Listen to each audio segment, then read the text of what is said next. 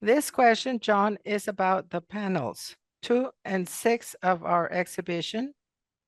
In the variations section, panel 2 shows and emphasizes the change in the model of the spatial structure of a model that is based on the patio, which was from the Spanish colonial times, and also as the main core of the house or the nucleus. And this is represented in the quinta houses, which is like a farmhouse at the beginning of the 20th.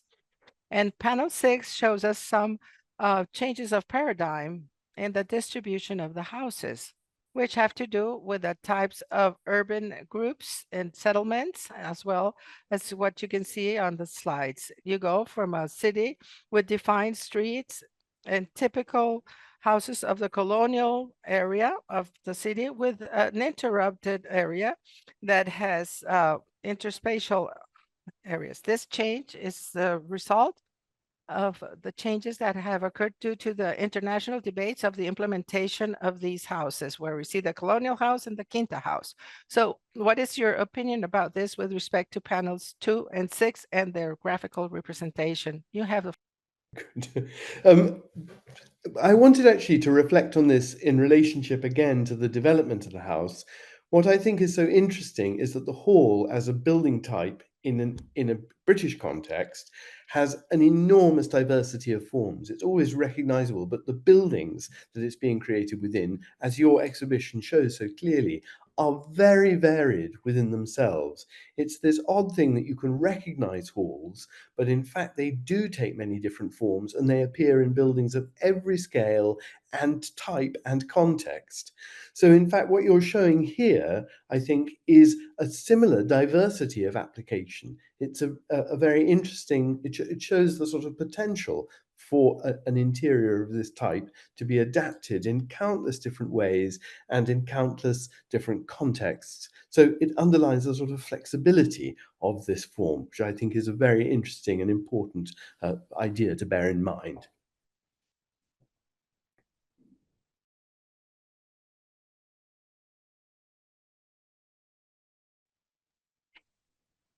Yes, for this part of the investigation, we have a hypothesis that has to do with considering the existence of this model or of this specific architectonic pattern, which is contained in the formal structure of the hall as the elements of the.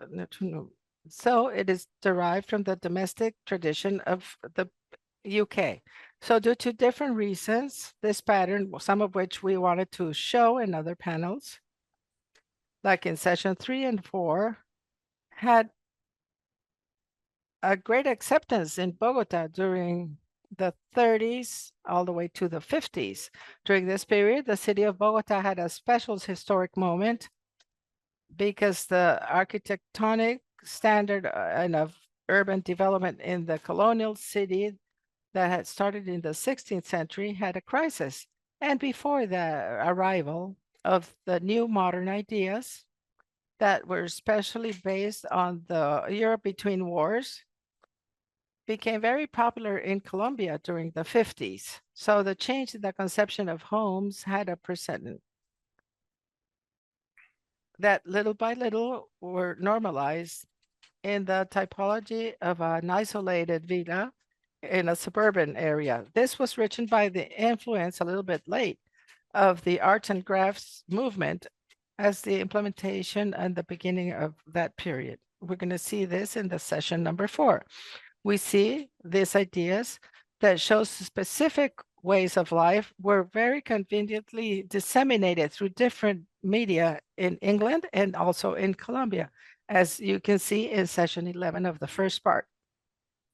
And they had an important impact at local level for the change of mentality.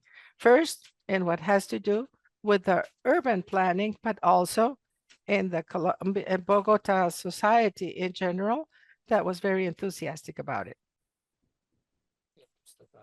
Yeah, we have already seen that at the end of the 19th century and half of the 20th, the model of the city was abandoned since, so now I am proposing some analytical and critical ideas about the material that has been shown. I believe that the characteristics of this colonial urban houses, if we compare with the character of the developments of the garden houses, like the eclectic garden houses or the English houses, should be illustrated with the whole block as a morphological unit of the urban and not with just one house that is not related to the rest of the block, as it is done on page 128 of the catalog.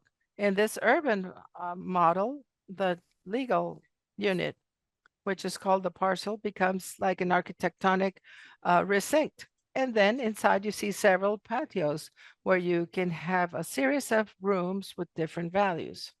So all these patios are called precincts, but what makes the whole block contains the other areas of the homes. So defining the colonial model as a construction made around a patio is to simplify it and saying that the patio is a wrong open nucleus because the main characteristic of a patio is to be closed but uncovered.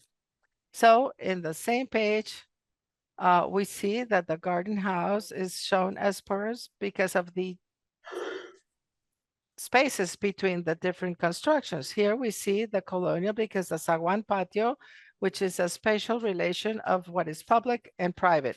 So in summary, the Bogota of the 16th through 20th century is a true city with all its complexity because the private homes cohabitate with non-residential institutional buildings and public spaces, etc.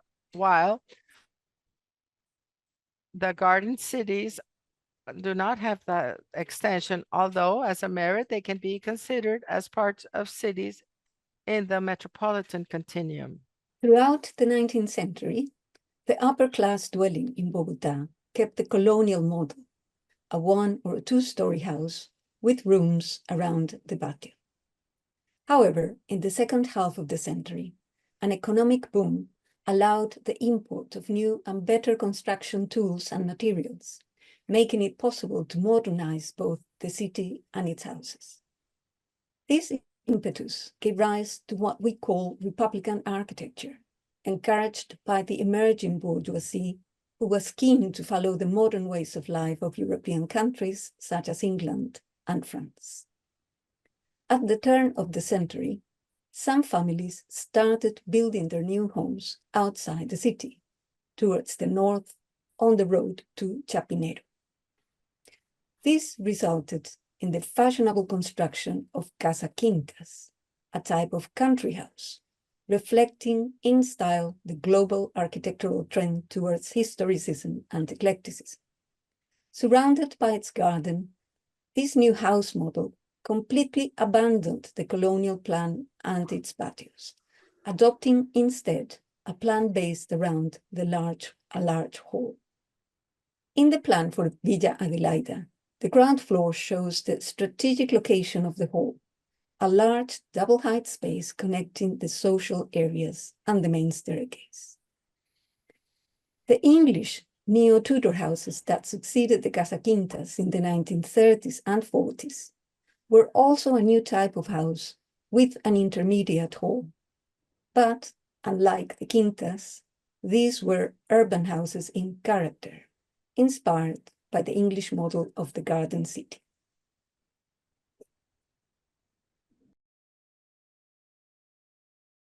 I have to say, I have never been to Bogota. I was tempted to say that when I first contributed at the beginning, but I am completely fascinated by the images that are in the exhibition and that we have just been shown. And the shift that Patricia has just mentioned between a kind of colonial style house and this, frankly, very English arts and crafts vision of a house. I mean, even without seeing the buildings, I can appreciate exactly what you're driving at. It strikes me as absolutely fascinating. And the degree, indeed, to which that plan, which is obviously devised for an English mode of life, is appropriate to the climate of Bogota. I mean, I find it fascinating how that, whether it's actually quite an uncomfortable shift that you're making. Of course, the shift also marks a movement between, what are effectively two entirely different cultural, it spans two cultural focuses, from a colonial past to a way of English living. I think it's very important to emphasize that in the late 19th century, the British are not just rich, they are the richest kingdom in the world. And the confidence that comes with that is extraordinary. I mean, I think, really from the second decade of the 19th century, after the end of the Napoleonic Wars, until the very early 20th century, there is a kind of confidence and concentration of wealth in England that makes the ideas that it has not only fascinating to the world at large, but something that they wish to emulate. If I may say so, Tim Britton-Catlin's book on Edwardian architecture captures, I think, some of that sense of confidence and the pride in the history of Britain. Britain thinks itself at that period to be a chosen nation, and there is something, I think, unattractive in many ways about that self-confidence and the wealth that it brings with it. But of course, I'm quite sure that that is one of the appeals that makes people want to create this very Anglophile architecture.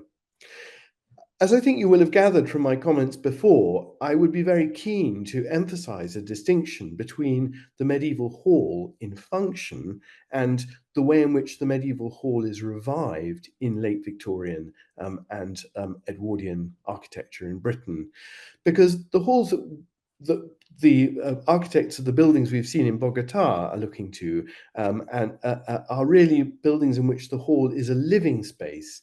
It's the late Victorian house where everything, you've had this moment in the middle of the 19th century where houses have expanded and they have specialist rooms for almost every pastime, from smoking to snooker, from dining to morning calls in the parlor. And these rooms, this really complex planning of mid-Victorian houses. And this, in the late 19th century, is beginning to, these huge structures are beginning to collapse back down to create much more focused and concentrated domestic plans, often with smaller domestic groups of domestic staff, though in this period it's not really important. That's just a kind of a new way of living. It's more convenient, it's more relaxed, there's much less formality to the lifestyle in the houses that are being created. And also in this period, I think it's very important to realize that a sort of intellectual miracle takes place in the late 19th century in Britain, under the influence of figures such as Ruskin and William Morris. And this is an invention of the past as something appealing. Historically in Britain, as in many parts of the world, when houses have become historic, they have become uninteresting. And the story of many manor houses and country houses in England is either a decline into farmhouses or renovation. Every few generations, a new front is put on. The whole building is updated. It's turned around with a new facade to make it seem modern and up to date, with new rooms attached for new social functions. But what Morris and Ruskin and others do is they create an interest in ancient houses, that historic properties have real interest and prestige. And of course, the historic buildings, they think nothing of installing the most up-to-date technology in these buildings. They're very, as I say, the British are the wealthiest people in the world. They want every technology and every convenience. But these historic buildings simply can't sustain these kind of enormous plans with specialist chambers. They are a more informal way of living. And I suppose what you're seeing here is a transposition of this idea that history has character, it has authenticity, it has value, and it's being transposed and value, and it is associated with luxury, which is quite an odd association, I think, in a grander historical context. It's associated with luxury, and it is being transposed into a completely new context. People are looking at this and they're sort of implicitly agreeing and seeking out timber frame and these compact plans, more informal plans for informal living of this period. It's a revolution in lifestyle, and sort of fascinating to see this move to Bogota. What wonderful buildings.